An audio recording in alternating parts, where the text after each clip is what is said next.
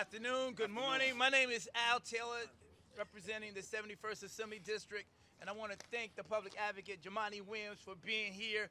But what you are witnessing here today is not just this block, but you've got residents from across the borough of Manhattan that are having the same thing, from Hell's Kitchen to Washington Heights. This reminds me of the 80s and the 70s, where the landlords were pocketing money and not providing services. In the past few years, they have suffered so much harm from this landlord. Oheb Shalom, thank you, Loida. Oheb Shalom has caused them so much harm. And the way that they have fought together has been nothing but admirable. Unfortunately, people of color continue to struggle more and more every day just to be able to keep not to be evicted and to cover our basic needs. The fear of eviction looms over our heads for one way or another. But we need support. We need your support. I thank Senator Jackson, the Met Council that was there for us, helped us to become organized and be strong, and this is why we're here today, all gathered. We know what this is about today, and we're clear.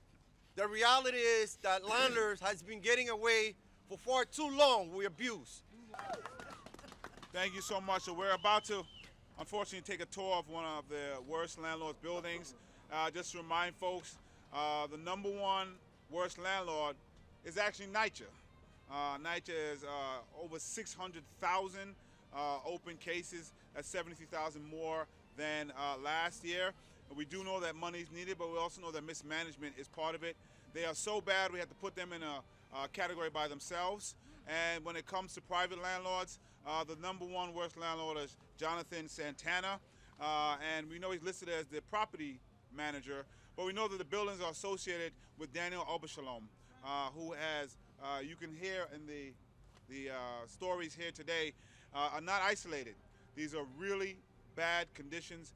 He has a whopping 2,980 open violations. This is all happening while we are now the most expensive city in the world. Our rents have gone up and up and up, which means rents have gone up while conditions going down. The building we're going to tour, we have at least 20 units, 7 of them, was it 9? Nine are empty. And so that means they're sitting, instead of collecting rent, warehousing them. These are conditions that make no sense. We're excited that we had a hearing on one of our bills, the Worst Landlord Package.